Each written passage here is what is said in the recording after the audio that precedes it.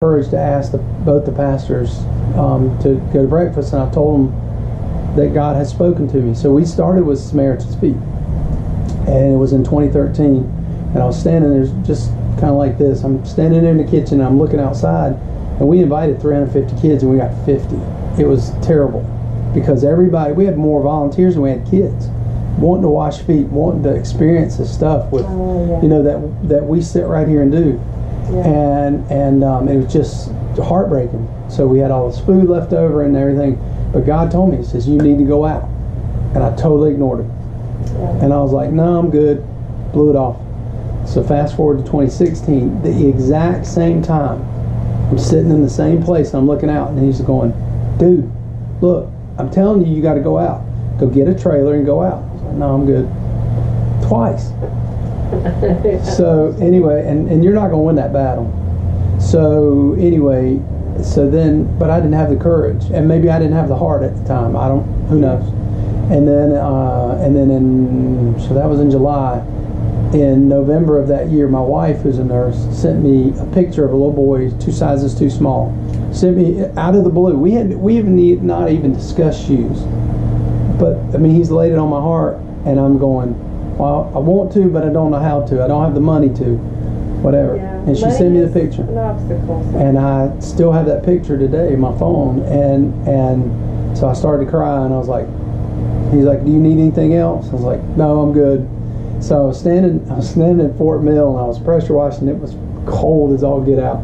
But I was pressure washing my new store, and I was just like, all right, God, I'm ready. So I went home and bought a trailer that day. And we started filling it with shoes. I put size 13, 15s in there. They were too big. It was the wrong stuff, but I didn't care because I knew what I was going to do.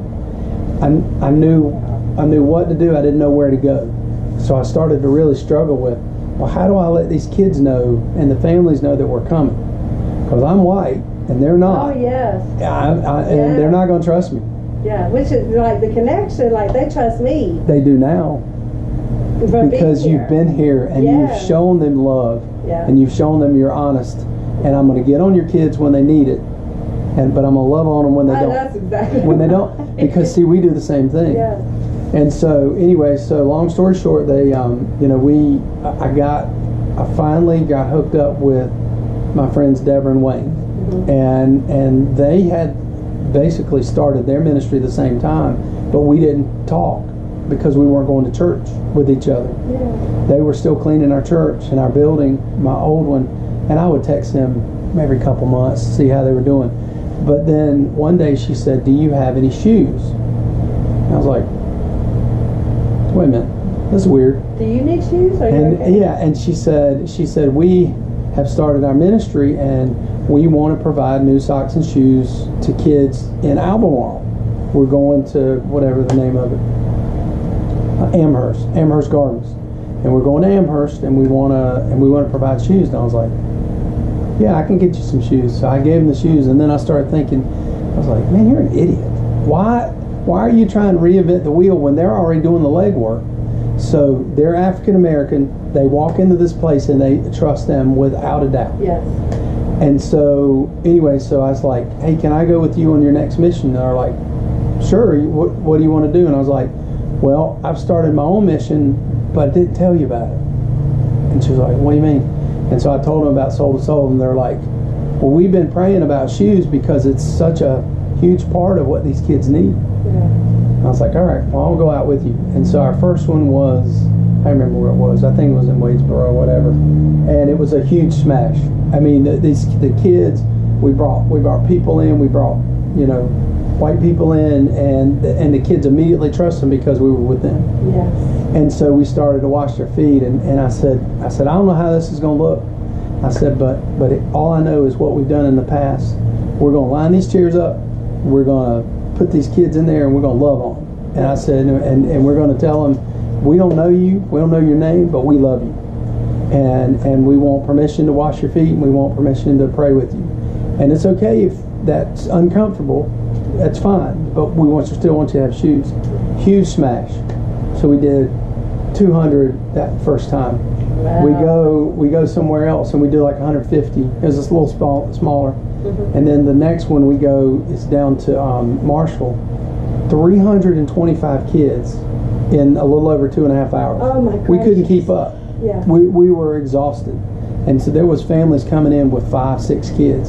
And so I said, all right, you go to that corner. I'm going to get somebody. We can't wash all the feet. There's no way we can do it and get everybody through here. I said, so what we'll do though is we'll get your shoes. I promise you, we'll get your shoes. Everybody got shoes. I don't know how. I don't know how we had the right sizes. I couldn't tell you how. So after that, I was like, there's something good about it. There's something special about it. So we started March of last year, and with 2 shipments that just went out to Kenya yesterday, we passed 7,800 pairs of shoes in 15 months. And you tell me, you know, the partnership with Elevation. They say, oh, you'll never get into Elevation. They're our biggest supporter. That is wonderful. I would love to get in with Elevation as well. Well, they're going to be part of, I mean, those people love y'all. So, you know, so Christy, the director, came the first time. She wasn't able to come this time because they were having Love Week. Yeah. So I'm going to continue the relationship with Connection, and they're going to be part of it. Okay. Cool. So so it's a slow process. Yes. For sure with them, because they want to look at you and say, are you doing this in April of 2016, and are you doing it in May of 2017? Yes. Or 18, whatever. You know, a year later, it's not some fad, you know, that you got set up and now you're done. Yeah. So anyway, so that's going to continue to happen. So Good. all right. I'm gonna keep asking you questions. Okay.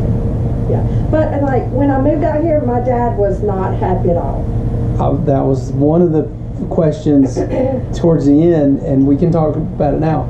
Is who was standing in the way and who was supporting you? My dad did not understand why God wanted me to come here.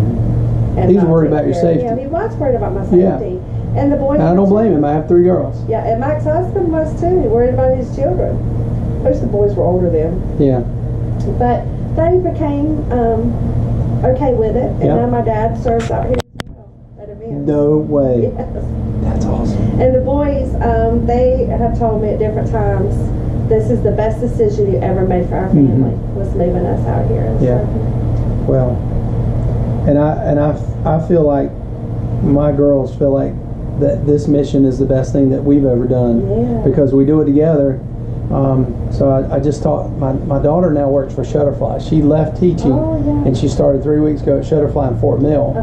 And so we were at church yesterday, and I kind of put her on the spot, but I told her and this lady about taking over that mission beyond our walls. And I said, my goal is for this one, she's 25, is for her to take this over in a year. For me to show her how to do it, and then for me to continue like doing something else. And you plant so you're something. just following her, and then you... Yeah, so it's almost like church plant. You do it, and then you move on to the next one because you don't... Anyway, and she was like, really? I was like, yeah, I need for you to get involved. I need for you to understand what real mission work is all about and real outreach. Yeah. You know, and she's like, and then she was thinking about later in the day, she was like, well, you know, Shutterfly's got this and this and this. And I was like, that's what I'm talking about. Think more about these kids and the other kids that we're working than yourself. Yeah. And then eventually you'll get there. And if you can get it at 25, man, I didn't get it till I was 48, 49. 2000, let's say 5 years ago. Yeah. I was 42. So. No. Yeah, I was 42. So, and that, just so you know, that's been the story of everybody, is somebody was against the move.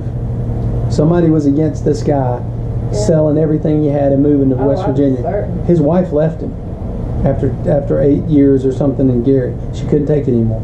And he was like, I'm sorry. This is what God's having me do. Yeah. So anyway, so there's been that in every case. My wife was the one stood in my way. And I told her, I said, I'm sorry, I'm doing it. Yes. And now she's goes everywhere. She could. Yeah, she wasn't able to come here. Some of it's unknown. Oh yeah. Well, and two, I think some of it is the depth of your faith at the time. Yes. You know, where we're all in, and we're going to trust God. bad stuff comes, my sister passes, I'm still trusting him. Yeah. That maybe he needed a great PE teacher up there. I'm just telling you, he has, his ways we don't understand. And I don't want to. I don't want to. There's too much pressure. Yeah. And Kevin told me about a week ago, he said, because we were talking about, I said, can you imagine us, at the time we were like a little over 7,000 or 7,200. I said, but can you imagine a year ago when I met you on the streets in Charlotte on New Year's Eve, when I met you, can you imagine where we are today versus then, both of our missions? Yeah. And he was like, no. He said, if God opened the window to show you like 6 months down the road, he said he'd freak you out. Absolutely. He said, so he gives you little chunks. So, all right, so let me, so you grew up in church, and you started your missionary ways at 42? Yes. 42, wow. My missionary ways. Your missionary ways. So your ministry, tell me in 2 minutes what this ministry and what this mission is all about. Provides an on-site missionary and to coordinate the needs of the community and to facilitate the local churches to be able to enter this community and share the gospel. So when you say, so they support you financially? No. Well, we do have a few supporters. Any support we get is from the local churches. But they don't have you as line items in their budget. No. It's a love offering here and there. Yeah. So it's sporadic. It's sporadic. Oh my. Yeah. Which is really hard to plan around. It's really hard. But like for Somebody's events, we'll coordinate like this church will do paper towels, or this church will do plates, or this church will do green beans. Gotcha. That's what I'm saying. Hey, honey. Good morning. How are you? All right. So what do you? Y'all gotta be quiet. You gotta be quiet and listen. Okay. Slide over. Slide over. I don't mind you being on. Just gotta let her talk. But you cannot talk. Okay, you can come in, but you cannot talk. But no, sit. You can't get up. If you get up, you're gonna have to go outside. Yeah, because you gotta sit down, or you're gonna have to go outside. What's wrong? He's asking me some questions, so y'all can just speak here and listen. Okay. He's gonna write a book. He's gonna put a connection in a book. Yeah. So we get to talk about y'all. Yeah. Do y'all remember me? We came last week. Oh yeah, I remember you. We brought shoes. Oh yeah. Oh. Thank you. Thank you. No, thank you for remembering me. Oh. I'm just kidding. Oh. You guys are awesome. Okay. Yeah. He's Okay. All right. Listen. All right. Okay. So I know the ministry was you had started it, or it had started before you. Yeah. So what costs did you see like when you came in? What costs are there to keep the doors open? Financial cost. Well, we don't have to pay rent. The landlord lets us use this rent free. Awesome. Power, water, and all the supplies for our events. Okay. I want to start an educational scholarship, college scholarship for back here, and also a mission trip scholarship, so that I can take someone on mission trips with me outside the country. One thing that's important to me is that the kids see that there's places outside of Lancaster and outside of this world. That it's not just the Australia part. It's not the only thing that many of them see. Yeah. There's a big world out there. And a lot of them are worse off than here. Absolutely. Yeah. Absolutely. Yeah. Stop. Okay, so but also, when I went part-time at work, I'm like guaranteed 25 hours a week. So, like, last week we had a mission, I will make you go outside. Last week we had a mission team here from Alabama, so I didn't get to work at all, because I had to be with that team. Yeah. So,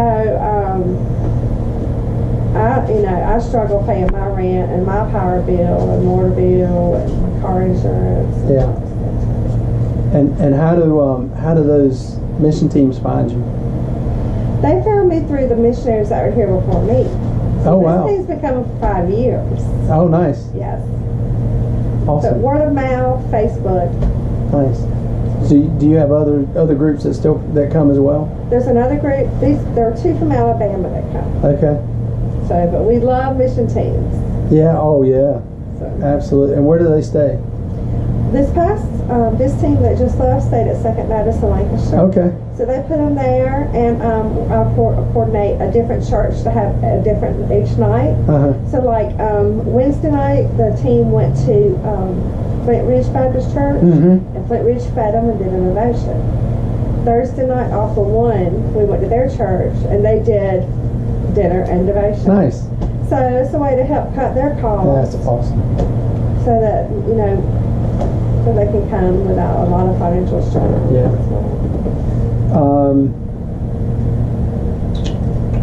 So how many people outside of you are involved in this ministry in keeping it going? The regulars, I know I met the lady from Second Baptist. What was her name? There's a couple of them. Was it Second Baptist? Kim. Yeah. Yeah, that was her first time here. All right. Well, that's not the one that I met. Who was it the first time? Somebody that's here a lot with you. RJ. Who was here that first time? I think it was Ava. What she look like? She was an older lady. Sherry? Sherry. Sherry was here Yeah, the first night. Sherry. That first Yes, time, and yeah. she's consistent, right? Well, Kind of, sort of. well, not she's really. kind of up and down, Okay. up and down.